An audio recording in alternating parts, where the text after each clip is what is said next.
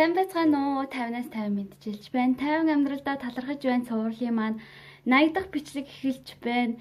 Өнөөдөр би юунд талархаж байна вэ гэхээр амар амгалан чимээгүй орчин чих амар байна гэдэг ямар сайхан юм бэ? За би гэрт харин манай дээдээ айл засвар хийгээд байсан болохоор өдөржингөө юм нүдээд тэгээд өглөөнөөс хойш бол ер нь чих нэг сайн амарсангүй тэгээд ээжиндээ ирээд бид нэр байж гин.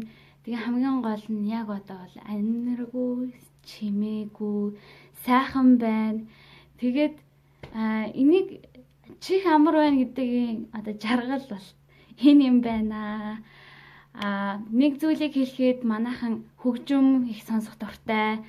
Удаан хугацаагаар чихвчтэй ингээд хөгжим сонсоо явдаг.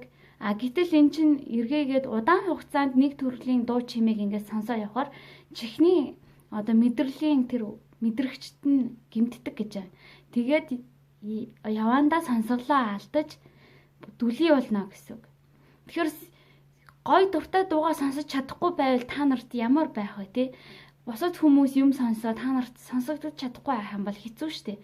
Тийм учраас сонсголоо хайрлаж, чихээ гамнаж хэрвээ одоо ингээд яг үйлдвэр энэ бусад ажлын газрууд те энэ тэнд дуу чимээ ихтэй газар байх юм бол аль болох чихээ хамгаалаад чихвч бөглөө зүүх те тэрийг бол анхаарч явж байгаарай.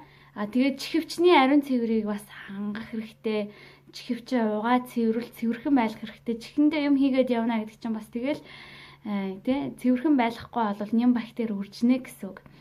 Тэгээд чих сонсголоо бол байнга хамгаалж байх хэрэгтэй шүү гэдгийг сануулад 50 амьдралдаа талархаж байна цувралыг ингээд дуусгая. Баяр таа.